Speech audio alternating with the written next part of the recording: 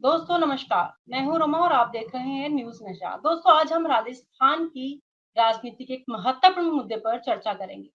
Gangapur city के जिले के दर्जे को लेकर चल रही सियासत।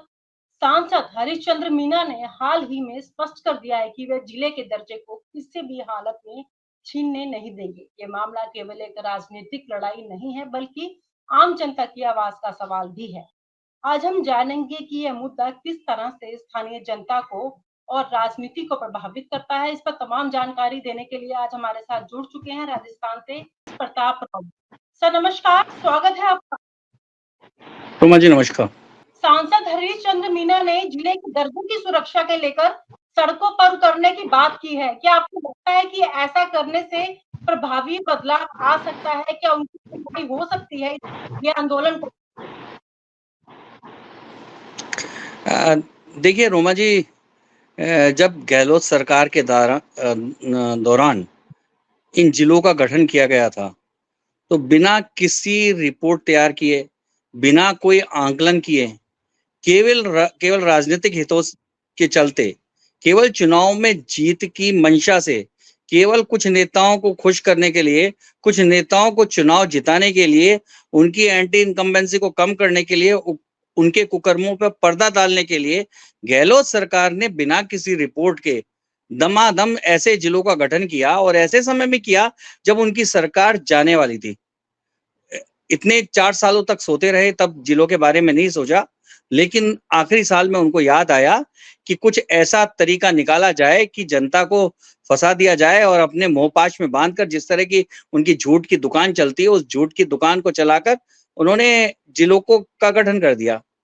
देखिए, भारतीय जनता पार्टी की सरकार आई जब भारतीय जनता पार्टी विपक्ष में थी, चुनाव लड़ रही थी, चुनाव के दौरान वादे कर रही थी और सरकार बनने के बाद केवल एक ही बात कही कि राजस्थान में प्रशासनिक पुनर्गठन यानी जिलों का पुनर्गठन की जरूरत है।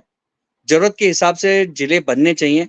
भारतीय जनता पार्टी इसके पक्ष में है, लेकिन इसका गठन जरूरत के हिसाब से जनता के हितों में और जनता की सहूलियत के लिए होना चाहिए, ना कि केवल चुनाव जीतने के लिए, कुछ नेताओं को खुश करने के लिए, कुछ नेताओं को चुनाव जिताने के इरादे से किया जाना चाहिए।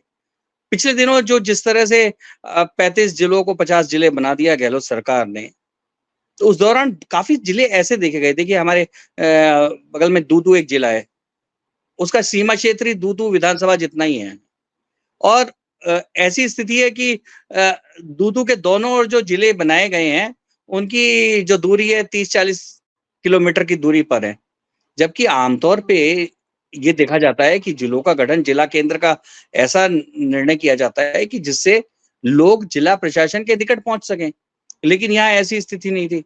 ऐसे ही कई जिले हैं कि अब जैसे टोडा रायसिंह एक जगह है टोंक में, उसे केकड़ी में मिला दिया गया है, जो कि टोंक से भी ज्यादा दूर हो गया उसके लिए। और ऐसे जिलों का गठन करके क्या फायदा?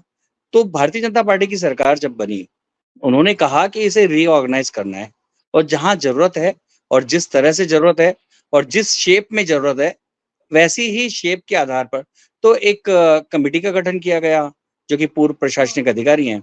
उन्होंने अपनी रिपोर्ट दे दी है, उस रिपोर्ट का अध्ययन हो रहा है। सरकार बहुत जल्दी निर्णय करेगी कि जो जिले बनेंगे उनका क्या आकार होगा, क्या प्रकार होगा, क्या सीमा होगी और कितने बनेंगे, कैसे बनेंगे, क्योंकि ये बहुत जरूरी है।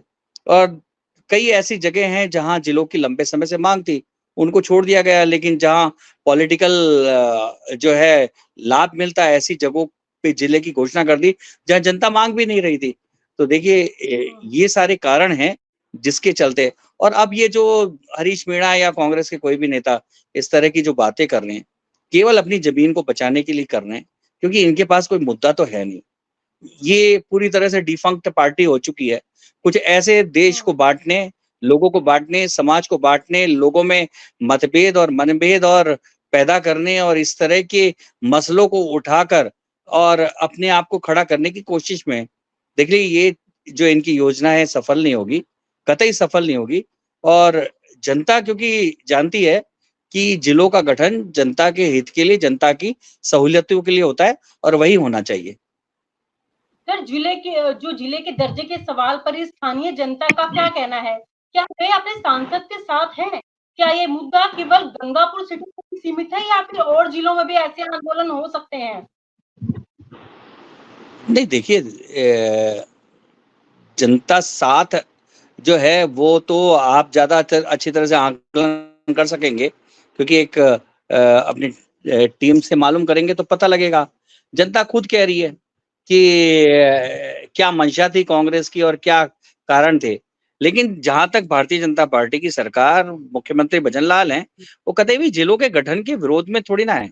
हम तो बेहतर प्रशासनिक व्यवस्था बनाने के पक्ष में हैं, लेकिन इनका व्यवहारिक गठन होना चाहिए।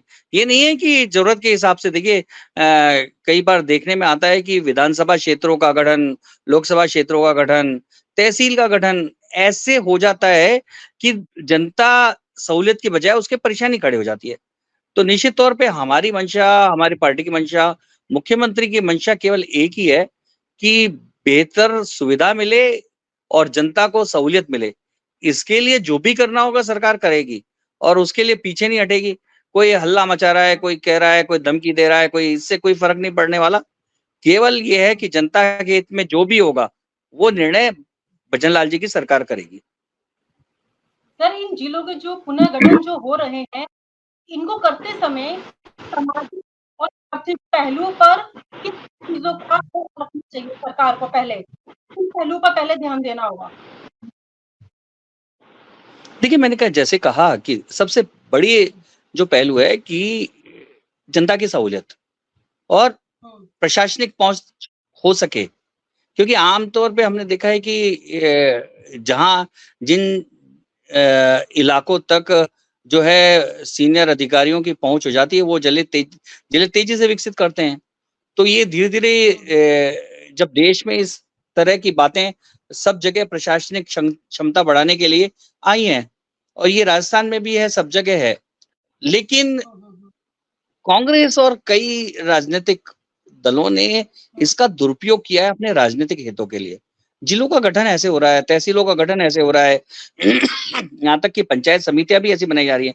कई जगह तो ऐसी स्थिति है कि पंचायत के लायक भी वोटर नहीं होते हैं, लेकिन वहाँ नगर पालिकाएँ बना दी जाती हैं। इससे वहाँ के नागरिकों पे अतिरिक्त बोझ पड़ता है, क्योंकि देखिए, कोई ये नहीं जानता कि अगर कोई ग्राम पंचायत नगर पालिका बन जाती है, तो उसके साथ तमाम टैक्सेशन के मुद्दे और जुड़ जाते हैं। नए तरह के टैक्स आ जाते हैं, सब कुछ हो जाते हैं। वहाँ ये सारी बातें देखी जानी चाहिए कि क्या इतना विस्तार हो चुका है, क्या वहाँ ज़रूरत है, वहाँ क्या अतिरिक्त जो फंड्स की ज़रूरत पड़ेगी, उस फंड्स को जुटाने के लिए क्या अतिरिक्त कर लगाने पड़ेंगे और किस तरह से विस्तार होगा, ये सारी बातें देखनी होती हैं। ऐसे ही जिलों के मामले में भी यही है कि अगर आप जिलों का गठन कर रहे हैं, तो जिलों के गठन करते समय ये बहुत सोचना ज़रूरी है कि जनता की पहुँच जो है प्रशासन तक बहुत आसानी से हो जाए। तो वो एक सबसे बड़ा मुद्दा है, सहूलियत हो और प्रशासन भी अपने सीमा क्षेत्र में बेहतरीन ढंग से कार्य कर सके, कंट्रोल कर सके और कार्य को गति दे सके। तो यही एक मेन जो क्राइटेरिया है जिसके आधार पे जिलों का गठन होता है। जी, आपने इस पूरे मुद्दे पर जो अपनी राय रखी है, बहुत अच्छे से उम्मीद करते हैं दर्शकों ने समझी होगी। कल हम किसी नए मुद्दे पर बात करेंगे आपसे। फिलहाल के लिए आपका बहुत-बहुत धन्यवाद। नमस्कार। और आप हमसे जुड़े रहने के लिए सब्सक्राइब करें YouTube पर, फॉलो करें Twitter पर और लाइक करें Facebook पर। और ज्यादा जानकारी के लिए आपको टाइप करना होगा सिर्फ न्यूज़ नशा।